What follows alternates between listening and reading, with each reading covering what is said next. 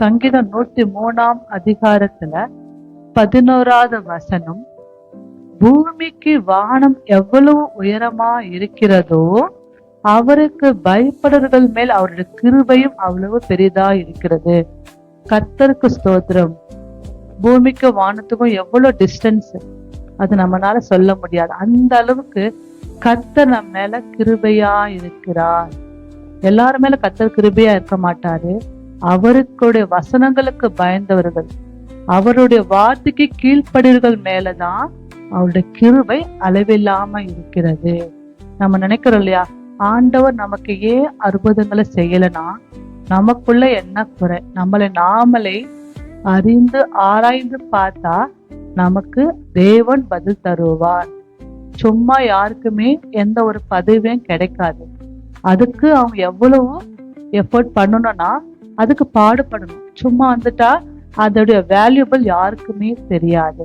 அது மாதிரி கர்த்தர் நமக்கு நம்ம மேல ஒரு கிருபை தருகிறார்னா நம்ம கிட்ட ஒரு பிடிச்சமானது ஏதோ ஒண்ணு இருக்கு.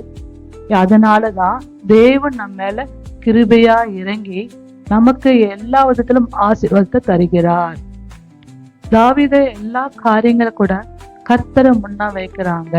கர்த்தர் மேல அவங்க ஈடுபாடு அதிகம். மனுஷங்க மேல நம்ம எந்த அளவுக்கு பாசம் வைக்கிறோமோ அந்த அளவு விட கர்த்தரை முன்ன வச்சாதான் நம்முடைய காரியங்கள் தேவனால் வாய்க்கப்படும். அதே வசனத்துல 14, நம்முடைய உருவம் இன்னதென்று அவர் அறிவார், நான் மண்ணென்று நினைவு கூறுகிறார். நம்ம உண்டாக்கினவர் நம்மட தாயின் கருவறையில் இருக்கும் போதே நம்மை அவர் உண்டாக்கிட்டார். நம்ம இப்படிதான் அவரு கிரியேட் பண்ணிட்டாரு. அவருக்கு தெரியும் இல்லையா, இந்த மனுஷன் வெளியே வந்தா என்னதான் செய்வான்ட்டு கர்த்தர் அறிவார். நம்ம வெறும் மண்ணு தான் சொல்லுவாங்க. மண்ணுக்கு ஆசைப்பட்டா நம்ம மண்ணுல தான் பதிப்பாங்க. அதே நம்ம மண்ணென்று அவர் நினைவு கூறுவார். ஒவ்வொருவருமே நம்ம தேவன்கிட்ட அன்பா இருந்து நம்மளுடைய கிருபை நம்மளுடைய கிருபை எவ்வளவு பெரிதா இருக்குன்னு நினைச்சோம்னா நிச்சயமா ஆண்டவர் நம்ம ஒவ்வொருவரையும் கிருபையா நடத்தி வராரு. இன்னமும் நம்ம நடத்துறாரு. நம்ம எதுக்குமே ஆசைப்படாம, ஆசைதான் தீமைக்கு வேறா இருக்கிறது. நமக்கு யாருக்குமே ஆசை இல்லைன்னா நம்ம மனுஷனே கிடையாது. சின்ன விஷயத்த கூட ஆசைப்படுவான்னா மனுஷன்ல நம்ம ஆசைதான் இவ்வளவுதான் வேணும்னா நமக்கு ஒரு லிமிட் தெரியும். ரொம்ப லிமிட்டுக்கு மேல போனா பிரச்சனை தான் வரும். நம்ம யாரு வெறும் மண்ணுதான். மண்ணுக்கு ஆசைப்படுறோம், பொண்ணும் பொருளும் வாங்குறோம், சேர்க்கிறோம்.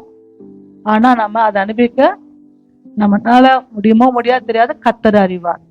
அதனால தேவனுக்கு தெரியும் நம்ம என்ன பாவம் பண்ணா நம்ம மண்ணுதான்ப்பா. ஆனா அவர் நம்மளை மன்னிக்கிறாரு. அவரோட சுவாசத்தை நம்ம மேல விட்டுனவர் அவரு தான். நம்ம உருவத்தை அவர் தான் கிரியேட் பண்ணார். கண்ணு, மூக்கு, வாய் ஒவ்வொரு அவயத்தையும் உண்டாக்கின தேவன் நம்முடைய கர்த்தர்.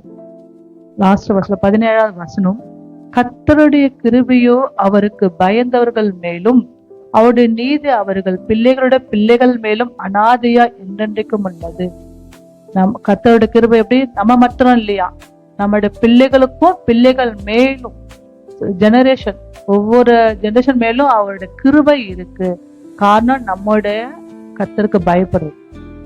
வந்துட்டோம் ஆண்டோட சமூகத்து வந்தா பயபக்தியோட கர்த்தருடைய நடுக்கத்தோட வரணும். கர்த்தருடைய சமூகத்துல வரும்போது பயத்தோட நடுக்கத்தோட அவரை சேவியுங்கள்.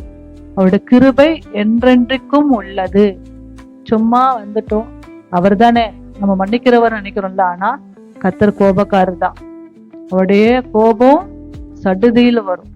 ஆனா தேவன் நம்மள கிருபையா இருக்கிறதுனாலதான் ஒவ்வொரு நாளும் ஒவ்வொரு நிமிஷமும் நம்ம மன்னித்து நம்மள உண்டாக்குறாரு. தேவன் பெரியவர். எப்போதுமே கர்த்தர் நல்லவரா இருக்கிறார். என்றும் மாறாதவர். அவரோட மன்னிக்கிறவர். கிருபையும் இரக்கமும் உடைந்த அவரை நம்ம ஸ்தோத்திரிக்கணும். நம்ம ஆத்மா பார்த்து என் ஆத்மாவே கர்த்தரை ஸ்தோத்திரி, அவர் கிருபை என்றும் உண்டு. நம்ம தேவனை ஒவ்வொரு நாளும் ஸ்தோத்திரிக்க தேவன் நம்முடைய எல்லா இக்கட்டுகளை நீக்கி நம்முடைய விடுதலை ஆக்குவார்.